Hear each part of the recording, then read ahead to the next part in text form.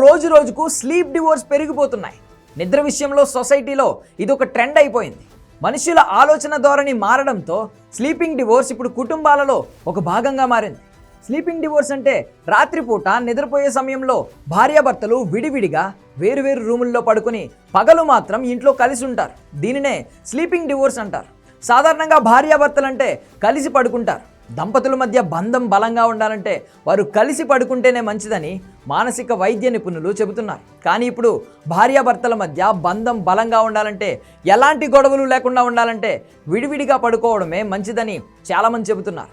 వివాహ బంధాన్ని కాపాడుకోవడానికి ఈ ట్రెండ్ను ఫాలో అవుతున్నట్లుగా చెప్తున్నారు.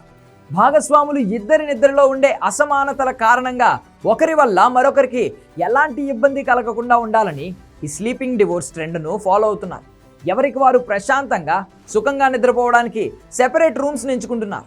భార్యాభర్తల మధ్య గురక సమస్య, ఉద్యోగాల్లో షిఫ్ట్ల సమస్య ఉంటే స్లీపింగ్ డివోర్స్ను ఫాలో అవుతున్నారు.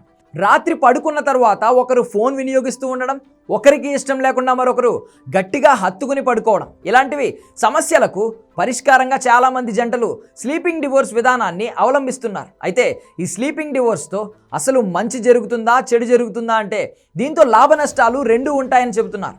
నిద్ర అసమానతలతో ఇద్దరు ఒకే చాట పడుకుని రోజూ కీచులాడుకునే కంటే విడివిడిగా పడుకుని మిగతా సమయాలలో కలిసి ఉండడం ఉత్తమమని కొందరు చెబుతున్నారు. ఇలా భార్యాభర్తలు విడివిడిగా పడుకోవడం వల్ల వారి మధ్య బంధం బలహీనంగా మారుతుందని, ఒకరినొకరు అర్థం చేసుకునే స్వభావం తగ్గుతుందని కొందరు మానసిక వైద్యులు చెబుతున్నారు.